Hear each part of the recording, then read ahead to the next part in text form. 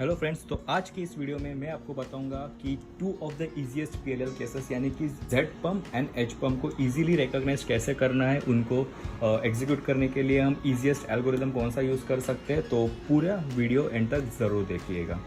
H pump और Z pump ये दोनों ऑलमोस्ट सिमिलर, एक दूसरे के बहुत सिमिलर है दिखने में। अगर आप इन दोनों को देखोगे तो आप एक दूसरे के बहुत ही सिमिलर, इनमें एक छोटा माइन्यूट सा डिफरेंस होता है जो इन दोनों पीएलएल केसेस को एक दूसरे से अलग करता है। सो इन दोनों को इजीली रिकॉग्नाइज और फास्ट वे में कैसे रिकॉग्नाइज करना है कि आपको जेड पम्प आया या एच पम्प आया है। ओके, तो मैं वो भी बताऊंगा। तो लेट्स गेट स्टार्टेड। सबसे पहले हम बात करते हैं एच पम्प की। तो एच पम्प को रिकॉग्नाइज करने के लिए आपको एज इट इज सबसे पहले तो चारों तरफ हेडलाइट्स दिखी जाएंगी। सो जैसे ही आपकी ओएलएल केस पूरी कंप्लीट हो जाएगी और उसके बाद आपको दिख रहा है कि आपको चारों तरफ हेडलाइट्स है, तो ऑब्वियसली आपके दिमाग में सिर्फ दो ही केसेस आने चाहिए, आइदर ये जेड पम्प होगा या एच पम्प, क्योंकि इन दोनों के अलावा ऐसी कोई पीएलएल केस नहीं है जिनके हर चारों तरफ हेडलाइट्स फॉर्म हुई होती है। ओके, हेडलाइट्स का मतलब होता है कि जिन्हें हेडलाइट्स के बारे में नहीं पता, so headlights is just basically the solve to corner. जैसे फॉर एग्जांपल इस केस में आप देख सकते हैं कि ये देखिए, ये तो रेड कलर जो हेडलाइट्स कार की हेडलाइट्स की तरह दिख रहे हैं, ये होती है हेडलाइट्स। और हर हेडलाइट के बीच में अगर आप देखोगे तो एक एच पीस है, लेकिन इस केस में अगर आप देखोगे एच पम्प में तो हेडलाइट्स है ब्लू कलर की और एच पीस है ग्रीन कलर का, यानी कि blue and green are opposite of each other. So similarly दूसरी ओर अगर हम देखेंगे तो ऑरेंज हेडलाइट्स और उनके बीच में रेड, यानी कि हर हेडलाइट के बीच में उनका ऑपोजिट कलर का एच पीस आता है, तो ये होती है H case, H pump case. ठीक है, इस तरीके से इसे हम इजीली रिकॉग्नाइज करेंगे। उसी तरीके से जो दूसरी होती है जेड पम्प। सो आपको अगर हर तरफ हेडलाइट्स दिख रही है और अगर आपने नोटिस किया कि हेडलाइट्स के बीच में जो एच पीस है वो उनके ऑपोजिट कलर का नहीं है, जैसे फॉर एग्जांपल ब्लू हेडलाइट्स के बीच में ग्रीन होना चाहिए लेकिन ये ऑरेंज है, यानी कि ये उसका ऑपोजिट नहीं है। सो इसी तरीके से ऑरेंज हेडलाइट्स के बीच में ब्लू कलर, ये भी ऑपोजिट नहीं है। सो अगर हेडलाइट्स के बीच में उनका ऑपोजिट कलर नहीं है, that is it's a Z pump. So this is how you can easily recognise and differentiate between की Z pump and H pump को। और आप को ज़्यादा टाइम नहीं लगेगा रिकॉग्नाइज करने में, और इवन कन्फ्यूजन भी नहीं होगा कि आपको जेड पम्प आया या एच पम्प के केस आई है। सो एच पम्प की खासियत ये है कि इसमें हम जो एल्गोरिथम यूज़ करने वाले इसे सॉल्व करने के लिए, वो हम किसी भी एंगल से एग्जीक्यूट कर सकते हैं, यानी हम क्यूब को किसी भी तरीके से पकड़ के एल्गोरिथम एग्जीक्यूट कर सकते हैं, फिर भी हमारा क्यूब सॉल्व हो जाएगा। सो एल्गोरिथम जो हम यूज़ करेंगे वो होगा ये M2 U M2 U2 M2 U M2। Okay, सो आप ये बहुत ही इजी एल्गोरिदम है और बहुत ही छोटा एल्गोरिदम है, तो आप अगर इसे थोड़ी सी बार प्रैक्टिस करेंगे तो आप इजीली इसे सीख जाएंगे।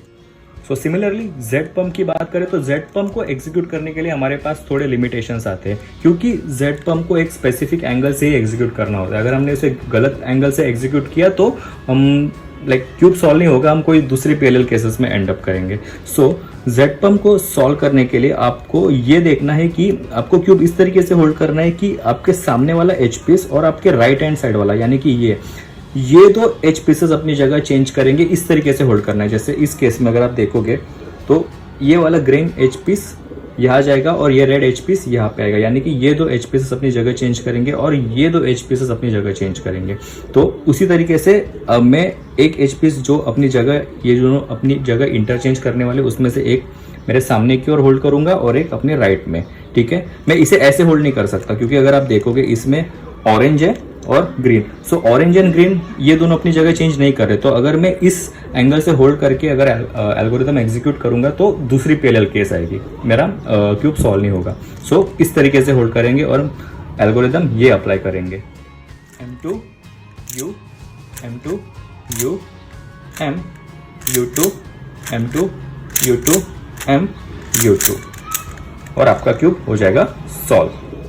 चलिए मैं आपको ये भी दिखा देता हूँ कि अगर हमने बाय चांस जेड पम्प को अगर गलत एंगल से एग्जीक्यूट किया तो हम किस केस में एंड अप होंगे। जैसे फॉर एग्जांपल अभी मैं इसे ऐसे होल्ड करता हूँ, क्योंकि ये दोनों एच पीस अपनी जगह चेंज नहीं करने वाले, सो ये गलत एंगल होगा। सो लेट्स देखते हैं कि अगर हम एल्गोरिथम अप्लाई करते हैं तो हाँ, तो देखिए हम एक्चुअली एच पम्प पे एंड अप करेंगे अगर हमने जेड पम्प को गलत एंगल से एग्जीक्यूट किया तो। सो इट्स वेरी इंपॉर्टेंट कि जेड पम्प में हमें एंगल का ध्यान देखना है कि हमें क्यूब किस तरीके से होल्ड करना है एल्गोरिदम एग्जीक्यूट करते समय।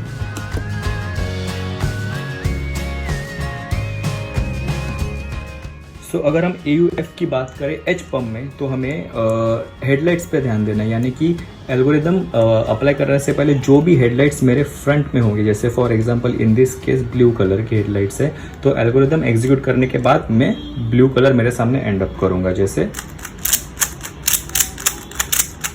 ये देखिए, जैसा कि मैंने कहा कि जो भी हेडलाइट्स होगी आपके फ्रंट में वही आप एंड अप करोगे आपके सामने, तो उस हिसाब से आपको यू प्राइम U2 मूव्स करने होंगे। सो फॉर एग्जांपल अगर मेरे सामने कुछ ऐसी सिचुएशन होगी कि ग्रीन हेडलाइट्स है बट नीचे का कलर ब्लू है, सो ऑब्वियसली मैं एल्गोरिदम एंड अप होने के बाद ग्रीन कलर मेरे सामने होगा, तो मुझे U2 मूव करना होगा।